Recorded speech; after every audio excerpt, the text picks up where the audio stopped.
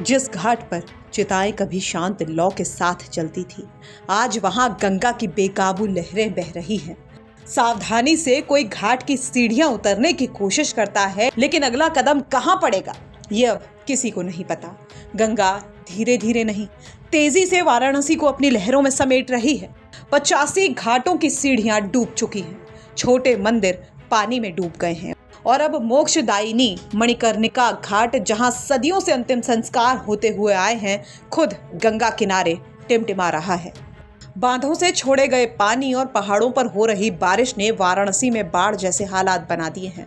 गंगा किनारे 3 शवदाह प्लेटफॉर्म पूरी तरह से डूब चुके हैं और बाकी 2 प्लेटफॉर्म और एक छत ही अंतिम संस्कार के लिए बचे हैं। गाजीपुर के श्याम सिंह, चंदौली के विशाल त्रिपाठी और कैमूर के शैलेंद्र सिंह, सबकी कहानी एक जैसी है।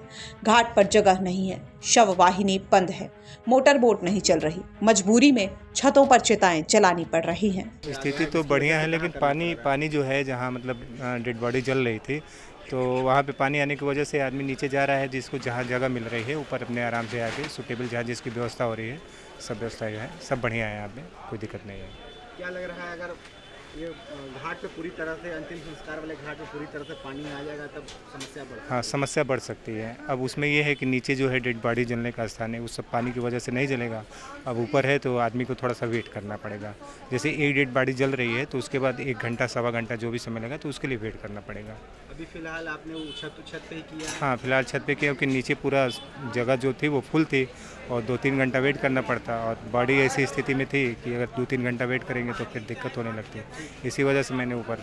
लकड़ी विक्रेता कैलाश यादव ने बताया कि बाढ़ के कारण जलमार्ग से लकड़ी नहीं आ पा रही, अब गलियों से ट्रॉली द्वारा लाया जा रहा है।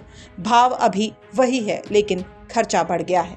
दिक्कत यही है कि जगह का प्रॉब्लम हो गया है, और जगह का प्रॉब्लम का मतलब कि ऊपर चल रहा है, नीचे फर्श उस पर चल रहा है, ठीक है। उसके बावजूद भी लोग यहाँ मना कर रहे हैं कि यहाँ न जलाया जाए, धुआं आ रहा है, यहाँ जा रहा है। ऐसा पहली बार हुआ है। लोग देश भर का पंचायत कर रहे हैं। अभी बाढ़ की वजह से क्या दिक्कत हो रही है आप लोग को लकड़ियों को ढो के लाने में? लकड़ी टाली से आ रहा है, नाव से आ रहा है, तो कॉस्ट बेसी हो जाएगा, 50 रुपया मन बढ़ जाएगा हर बार बाढ़ में। हाँ, बाढ़ में होता है, क्योंकि मजदूरी भाड़ा बढ़ जाता है, मेहनत लगता है लाने ले जाने में। ऐसा बाढ़ लोग कहते हैं कि अगस्त में दिखाई पड़ता है, इस बार जुलाई में ही दिख रहा है। नहीं, जुलाई से ही चालू होता है। गंगा दशहरा के बाद से पानी बढ़ना चालू हो जाता है। ये तो थोड़ा लेट में हुआ है, 2-10 दिन।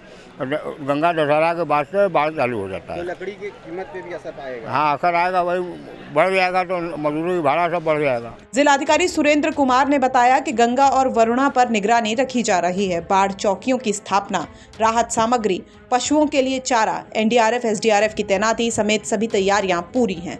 जरूरत पड़ी तो इमरजेंसी रिस्पांस एक्टिवेट किया जाएगा। देखिए, जनपद वाराणसी में अगर हम देखें तो मूल रूप से गंगा और वरुणा नदी को हम लोग को देखना होता है। उसमें जलस्तर की स्थिति को लगातार सतत दृष्टि बनाई रखी जाती है। वर्तमान में जो पिछले 1 हफ्ते से बारिश हो रही है उसमें थोड़ा तो जलस्तर बढ़ा है, लेकिन अभी सामान्य स्थिति में ही है। जो बाढ़ को लेकर तैयारियां हैं वो लगातार, जो इसके संबंध में तैयारी बैठकें होती हैं वो की गई हैं, और जो बाढ़ चौकियों की स्थापना करनी होती है वो सारी तैयारियाँ हो गई हैं। उसके अतिरिक्त जो फूड पैकेट्स डिस्ट्रीब्यूट होने होते हैं या जो बाढ़ चौकियों में लोग आते हैं उनके लिए खाद्य सामग्री की व्यवस्था करनी होती है, उसके टेंडरिंग होकर उसकी व्यवस्थाएं भी हो गई हैं। जो पशु प्रभावित होते हैं उनके लिए भूसे की व्यवस्था करनी होती है, वो भी चीज़ें हो गई हैं। जो एनडीआरएफ और जो जल पुलिस और एसडीआरएफ की टीमों को डिप्लॉय करना होता है उसकी भी प्लानिंग कर ली गई है। तो सभी प्रकार से जो बाढ़ की तैयारियाँ होती हैं समग्र रूप से उसको लेकर तैयारियाँ हैं, और लगातार जलस्तर पे भी सतत दृष्टि रखा जा रहा है। जैसी आवश्यकता होगी उस हिसाब से उसमें इमरजेंसी रिस्पॉन्सेज एक्टिवेट किए जाएंगे। वाराणसी से रोशन जायसवाल की रिपोर्ट, यूपी तक।